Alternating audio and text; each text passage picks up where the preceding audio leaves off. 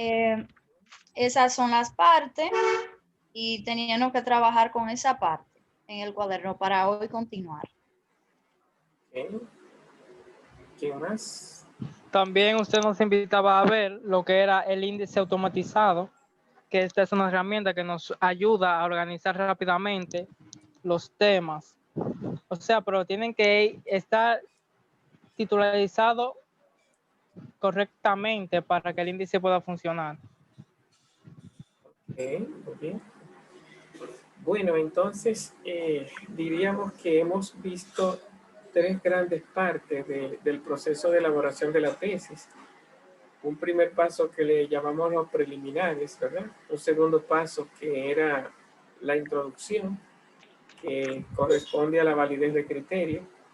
Y un tercer paso que es el marco de referencia con sus 8 partes, que corresponde a lo que se llama la validez de constructo teórico, ¿no? Bueno, estamos avanzando, ¿no? Entonces, entramos ahora en la parte un poquito, no sé, todo es reflexivo, pero sería como la parte que corresponde a la validez de contenido, al capítulo número 3. Sería el apartado 4, pero es el capítulo número 3, que le hemos llamado aspectos metodológicos. Ahí vamos a reconocer unos 6 pasos. Los aspectos metodológicos tienen 6 acápites. Uno de ellos, el primero es el diseño. Vamos a hablar sobre él y vamos a completar con otros de los pasos. El segundo elemento de los aspectos metodológicos es la población, muestra, universo, población o muestra. Es el segundo paso. El tercer paso, realmente será el tercero. El segundo se llama tipo de estudio o alcance de la investigación, ¿no? Primero el diseño. Segundo, tipo de estudio o alcance de la investigación. Tercero, población, muestra, universo. Cuarto, método. El 5, fuentes, técnica, instrumento. Fuentes, técnica, instrumento. Y por último, el sexto, tratamiento de la información, ¿no? Procesamiento. Y ahí debería hablarse solamente de qué es el procesamiento, es bajo la técnica estadística del promedio o bajo la técnica estadística del porcentaje. Y normalmente nos estamos perdiendo en esos temas. Bueno, entonces hemos dicho que vamos a entrar en el paso, en el apartado número 4, que tiene 6 pasos de explicación. Bueno, se me estaba olvidando que yo le había dicho que teníamos que trabajar lo que se llaman los elementos de la bibliografía, que eso es parte del tema 2, del capítulo 2 del marco teórico, que no lo hemos todavía abordado. Bueno, pero nada, como inicié ya con lo que se llama el capítulo 3, algunos de ustedes que se encarguen de que no se me olvide para un próximo encuentro, tratar sobre lo que se llaman las citas directas, citas indirectas, los elementos de la bibliografía, por lo menos según el modelo APA en la actualidad. Entonces, hemos dicho que del apartado número 4, que es el capítulo 3, tenemos 6 partes. El primero le llamamos diseño, al segundo, tipo de estudio o alcance de la investigación, al tercero, universo, población y muestra, al cuarto, método, al 5, fuentes, técnica e instrumento, y al 6, tratamiento de la información. Entonces, yendo al primero, se habla de lo que se llama del diseño. Primero, una mirada así panorámica de los aspectos metodológicos de los 6 pasos. ¿Dónde estamos entrando? Porque esta parte sería como una planeación, ¿verdad? Es como programar la investigación de campo, planear la investigación de campo. De hecho, también se podría sustituir por la palabra diseño, porque diseño significa plan previo. Se podría poner como título de los 6, diseño. ¿Qué tú vas a hacer para responder a las preguntas de investigación o cumplir con los objetivos de la tesis fuera de los libros, fuera de la biblioteca, porque recuerden que libro y biblioteca, documentos escritos, a eso le llamamos marco teórico. Esa fue la clase pasada. Por eso entré directamente a lo que se llamaba el marco de contenido, el validez de contenido.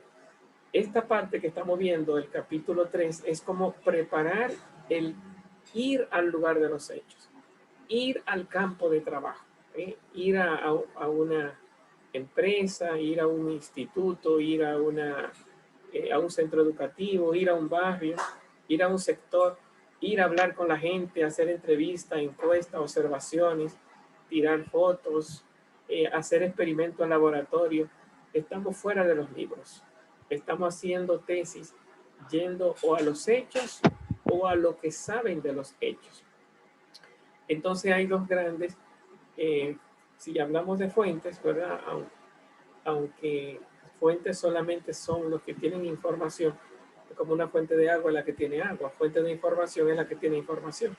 Hay solo dos fuentes de información, las documentales, que son los libros, los documentos, y las no documentales, que son de alguna forma las personas que saben de eso, de lo que tú estás buscando.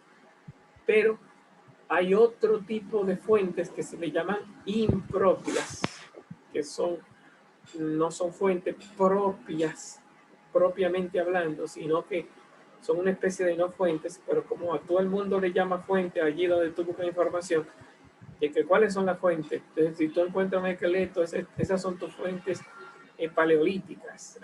¿Cuáles son tus fuentes? Yo encontré un terreno y encontré un hueso, esa es tu fuente. Eso no es fuente, porque el esqueleto no habla. Fuente es el que informa, o escribiendo o hablando, informa. Un esqueleto no informa nada, tú elaboras información con el esqueleto. O sea, cuando tú vas a los hechos, que tira foto, abre los ojos y mira, cuando tú observas, eso no le llamamos fuentes, eso le llamamos sucesos, acontecimientos, hechos. Fuente es el que informa. Pero como todo el mundo le llama fuente a todo, pues entonces hay algunos filósofos que han comenzado a llamarle fuentes impropias a las fuentes a los hechos.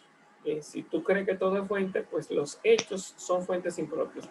Y si entiende que una fuente impropia no es propiamente una fuente, pues solamente habrían dos tipos de fuentes: las documentales y las personas.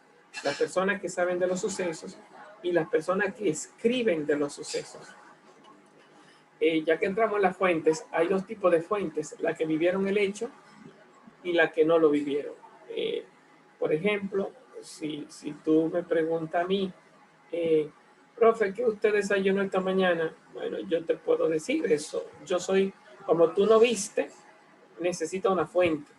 El que vivió los hechos no necesita una fuente, porque él es el testigo de los hechos. Él se convierte, si le informa a otro, él es fuente para otro, porque una fuente es el que tiene información para otros.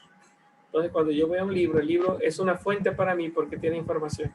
Y si yo voy y te pregunto a ti, es porque tú tienes información para mí, tú eres una fuente para mí. Pero si tú tienes conocimiento y no se lo dice a nadie, pues tú eres fuente para nadie, entonces tú no eres fuente, porque fuente es fuente de información para alguien que busca. Una fuente de agua es para quien necesita el agua, para quien necesita el agua. Entonces, una fuente de información es quien tiene la información. Si yo encuentro a un muerto en la calle y comienzo a escribir de que, wow, mira cómo lo mataron, el muerto no es una fuente, el muerto no me está informando. Y si tú le llamas fuente, repito, fuente impropia. Propiamente hablando, no es fuente. Los hechos, los sucesos. Si yo voy al lugar de los hechos a tirar fotos, estoy creando información, no estoy consultando información. La fuente se lee, la fuente o se consultan o se leen. Si son libros o documentos, yo la leo. Si son personas, yo la consulto con entrevista, con encuesta. Entonces decimos, las fuentes, ya sean orales o escritas, porque las informaciones son dichos o escritos, son informaciones. La fuente tiene información. Sí, y por lo tanto la fuente tiene información ya procesada, porque si yo le voy a preguntar a un sabio sobre algo que pasó, a un testigo de lo que pasó, él no me está trayendo los hechos, él me está informando de los hechos. Por lo tanto, esos hechos están procesados, están pensados, están verbalizados, convertidos en información. Y si fue un periodista que escribió, pues entonces lo mismo, no me está hablando oralmente, sino que me está hablando documentalmente. Entonces, yo he estado amenazando con decir que hay 2 fuentes de información y no le he dicho, ¿no? Entonces aunque he dicho que hay fuentes orales y escritas. Las orales son vivas, fuentes vivas o no documentales, no son documentos. Una gente cuando tú le entrevistas una encuesta no es un documento.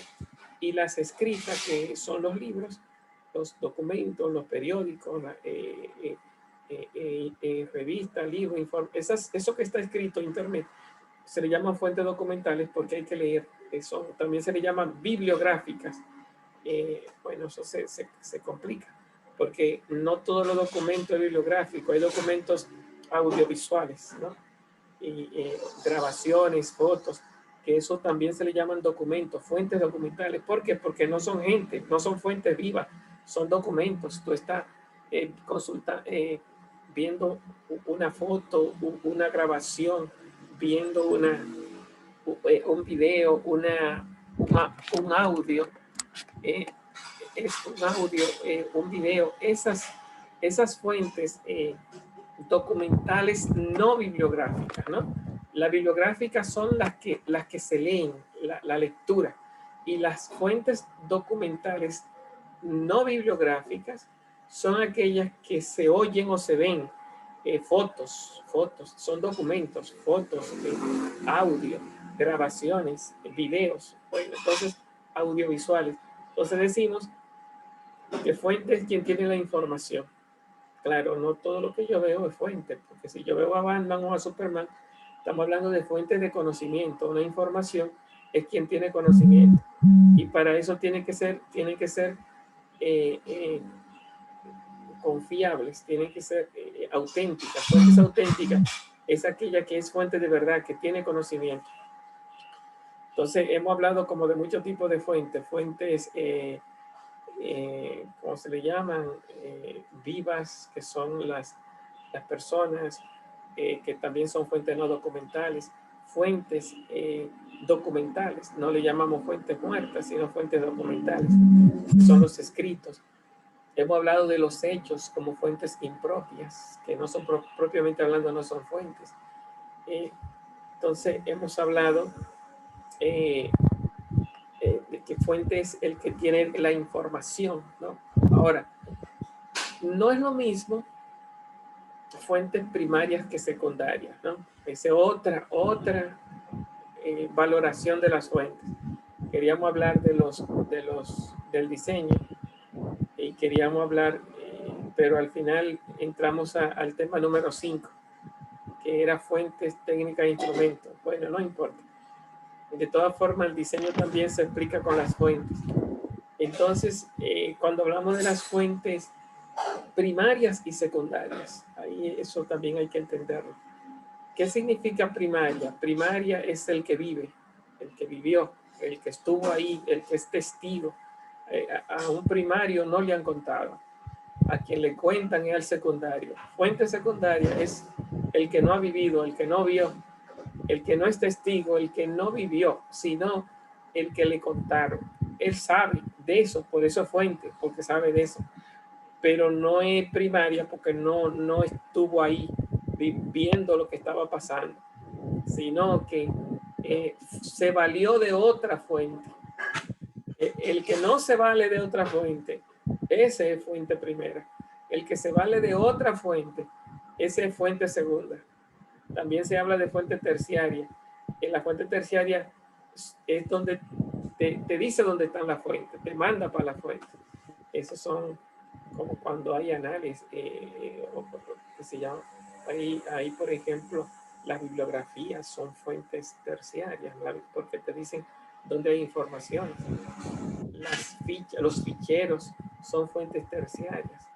Entonces, ahí entramos a primaria, secundaria y terciaria. Primaria te da la información, pero vivió los hechos. Secundaria te da la información, pero no te da los hechos. terciaria no te da la información, te dice dónde están los libros. Las terciarias no traen la información, sino que te mandan para ahí. Fuentes terciarias, las bibliografías, las referencias bibliográficas, los ficheros son fuentes terciarias. Un libro que te diga cuáles son los libros que han salido, las revistas que han salido, eso es fuente terciaria. Bueno, las primarias, hemos dicho que son cuando el que habla vivió los hechos y la secundaria no lo vivió, sino que sabe pero sin haberlo vivido. Un ejemplo de secundaria son los historiadores, ¿verdad? Que te hablan de Duarte, de Colón, te hablan de la historia, te hablan de Jesucristo, pero ni vivieron el personaje de Jesucristo, ni vivieron el personaje de Colón, ni vivieron el personaje de Duarte. Y sin embargo son historiadores, saben de eso y saben muchísimo y saben más que muchos, incluso que vivieron en esa época, en los hechos. Hay fuentes secundarias que saben más que una fuente primaria. Hay gente que sabe más de Duarte que amigos de Duarte. Los amigos de Duarte son fuente primera, no lo tenemos porque ya se murieron, porque vivieron la experiencia de Duarte. Duarte mismo, si nos habla de él, es una fuente primera, porque a él nadie le contó. Él está viviendo los hechos de lo que está hablando. Pero los historiadores de hoy que saben más de Duarte que los amigos de Duarte son fuentes confiables, son fuentes auténticas, pero no son primarias, son secundarias. ¿Qué es secundaria? Que no son testigos de los hechos, no conocieron a Duarte, no estaban ahí, no dieron un viaje en el tiempo para vivir la experiencia de Duarte o cualquier otro hecho histórico. Entonces, las fuentes secundarias a veces son más confiables que las primarias. A veces el que vio el muerto tiene tanto susto y tanta subjetividad que no está preparado para dar la información, aunque estuvo ahí. A veces el periodista que vino, investigó y que no vivió los hechos, puede darte mejor información que el que estaba ahí metido. Porque a veces pensamos como que la primaria, sí, esa es la que estaba ahí. Y la secundaria, ese le contaron. Pero a veces la secundaria es un investigador. Que si hay un atraco en un banco, si tú le preguntas al atracado, cuando viene a ver el periodista que no, ni fue atracado, ni atracó, ni estaba viendo a los atracantes, te da una información mejor que el atracante, que el atracado y que el policía. ¿Por qué? Porque lo investigó a todo y te crea la historia. Entonces, sabe más el policía del atraco, sabe más del atraco que el atracador y sabe más del atraco que la gente que estaban ahí viendo el atraco. Aunque no vivió, te lo redacta, te lo investiga y te ve cosas que los otros no vieron. Depende, uno no puede decir que una fuente secundaria, porque es secundaria, tiene menos valor que la primaria. La primaria puede estar muy apasionada y puede viciar la información. Pero uno entiende que la primaria es más genuina en el sentido de que estuvo presente y hay menos posibilidad de engaño de que los hechos no hayan pasado, ¿verdad? El que puede estar más engañado una fuente secundaria que una primaria, porque la primaria dirá, no, yo estaba ahí, tú no me lo puedes decir que no fue así porque yo estaba ahí, yo lo vi. Entonces puede tener datos más genuinos, más vividos que la secundaria, lo cual no significa que tenga más información que la secundaria. Bueno, entonces primaria y secundaria. ¿Cuándo es primaria o secundaria? ¿Cuando escribe o cuando habla? Si yo voy, por ejemplo, donde que mataron a uno, yo voy donde el asesino, esa es una fuente primaria porque vivió el hecho. O un testigo, alguien que estaba ahí y vio que asesinaron a uno, esa es una fuente primaria porque lo vio, es un testigo. Si voy donde un periodista o alguien que le contaron, esa será una fuente secundaria. Entonces, ¿dónde es primario y secundario? ¿El que me habla o el que escribe? Porque puede ser que yo me entere no porque una gente me contó, sino porque lo leí en el periódico. El periódico es fuente también. Entonces tú preguntas, ¿quién es primario o secundario? ¿El periódico o el tipo que me habla? Entonces, las dos. Si el que escribió fue a ver de lo que vio en primario, de lo que no vivió en secundario. Tú dices, el periodista salió corriendo para allá porque mataron a uno. Y entonces el periodista dice, aquí hubo un asesinato y el periodista le tira foto al muerto. Esa foto son datos primarios. El periodista, nadie se lo está contando. Él lo está viviendo. Él está levantando la información. Entonces, de lo que a él no le cuentan es primario. Pero como él no vio cuando lo mataron, y él pregunta, ¿y cómo fue que lo mataron? Y busca un testigo. Ya eso no es del periodista. Él ahí no es fuente primaria.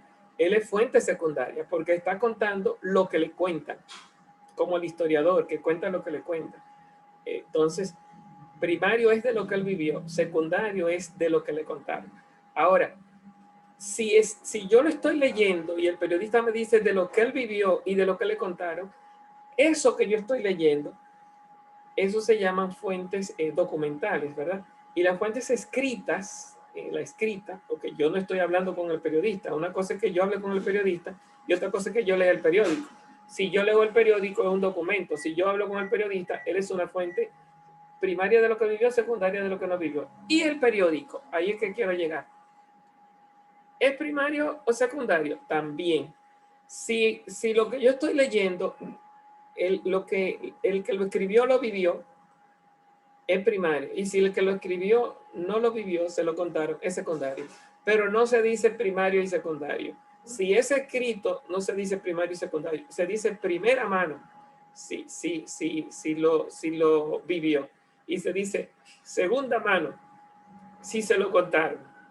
Fuentes de primera mano son aquellas que son primarias, escritas. Y fuentes de segunda mano son aquellas que son secundarias, escritas. Bueno, ahí tenemos una clase que yo pienso muy bonita, la clase de hoy sobre lo que son las fuentes. Introdujimos lo que eran los aspectos metodológicos y no hemos quedado en la fuente. Ahí entonces, ya para la próxima clase, ustedes pueden hacer un desarrollo de lo que son fuentes propias e impropias, fuentes primarias y secundarias, fuentes documentales, no documentales, fuentes bibliográficas, no bibliográficas, ¿no? Sería bueno que se hagan un esquemita, como que donde todo aparezca ordenado, de una forma así como total, sobre los tipos de fuentes. ¿Qué es una fuente? Hay que hablar todavía qué diferencia hay entre fuente y técnica e instrumento. Y para completar la fuente hay que hablar de la observación, porque hemos hablado de hechos. Hemos dicho los hechos no son fuentes, los hechos se observan, las fuentes se consultan, las fuentes tienen información, los hechos son sucesos que pasan. Entonces, los hechos se observan, las fuentes se consultan. Yo consulto un libro, entrevisto a una persona que sabe, pero a un asesino yo ni lo entrevisto ni lo leo, sino que lo observo. Entonces, cuando estoy de frente a los hechos, estoy de frente a la técnica de la observación. Cuando estoy de frente a la fuente, estoy de frente a la técnica de consulta. Entonces, yo le voy a pedir que para completar este tema de las fuentes, para la próxima clase, me investiguen lo que son la observación y los tipos de observación. Observación científica, observación no científica, los elementos de la observación participante, la observación no participante, la observación, los hechos directamente observables, hechos indirectamente observables, observación directa, observación indirecta, todo lo que tenga que ver con observación y los tipos y las clasificaciones distintas de la observación. Entonces, nuestra próxima clase será clase de observación. Y un tema importante, observación como método y observación como técnica. No es lo mismo la observación como proceso que la observación como procedimiento, como técnica. Entonces, la próxima semana estudien todo lo que puedan de la observación para que se hagan expertos en observación y escriban un libro sobre observación. Bueno, entonces nuestra próxima clase se llama observación. La de hoy parece que se llamó fuente, no fuentes y tipos de fuentes. No sé si alguno habrá faltado por la lista o alguno tiene una pregunta en estos 5 minutitos que nos quedan. Profesor Félix Mora, que entré tarde, no, yo creo que usted dijo que sí, que estaba presente, pero confírmemelo, por favor. Sí, pero yo me suena que sí. Mora Félix, está presente Félix. ¿Quién más?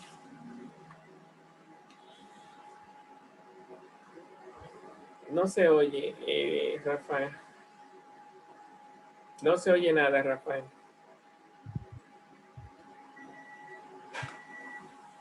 No, tendría que escribirlo porque está mudo tu micrófono. ¿Quién más? Mariana Peña. Vamos a ver.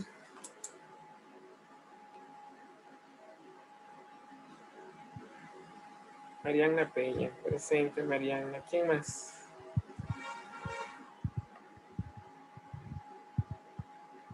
¿Alguna pregunta? Abreu, Diane Abreu, pero ya yo creo que esto la mencionamos desde el principio. Y Ámbar Doroteo, me suena que también le dijo presente. Vamos a ver, ¿quién más?